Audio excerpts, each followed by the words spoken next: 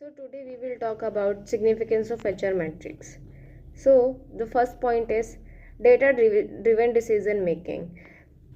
Making choices based on facts, numbers and data, not just guesses or feelings. HR metrics give real information like how many people are leaving, turnover rate or how long it takes to hire someone, time to hire. This data help leaders make smart decision. So in data driven decision making में क्या होता है कि हम numbers और facts को देखकर एक अनुमान लगाते हैं कि हमारी कंपनीज में एवरी ईयर कितने एम्प्लॉयज़ हैं जो हमारी कंपनीज को लीव करके जा रहे हैं और हमें कितना टाइम लग रहा है नेक्स्ट टैलेंट कैंडिडेट को फाइंड आउट करने में. तो ये होता है time to hire. For example, if data shows many employees are leaving after 6 months the company.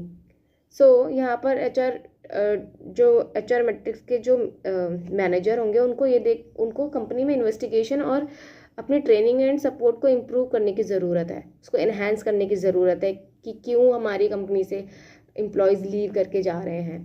The second point is performance evaluation.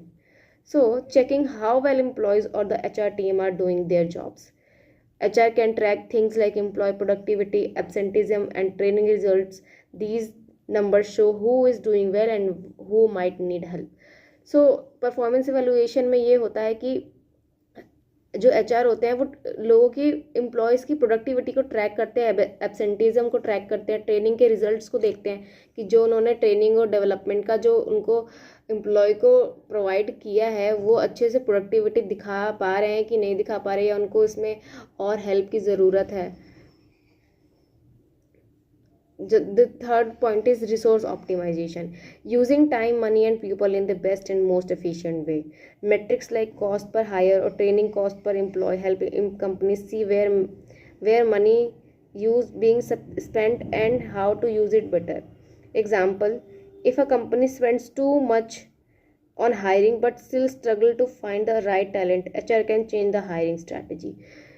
कि अगर HR जो है वो हायर कर रहे हैं पीपल को लेकिन फिर भी वो एक बेटर कैंडिडेट नहीं ढूंढ पा रहे, तो इट मीन्स कि एक HR मैनेजर जो है वो कंपनी का टाइम, पैसा और रिसोर्स, ये सारी चीज़ों को वेस्ट कर रहे हैं. तो इससे रिलीफ पाने के लिए उनको अपनी जो हायरिंग की स्ट्रैटेजी है उसको ही चेंज कर देना चाहिए. So for more videos, please like, subscribe and comment. Thank you.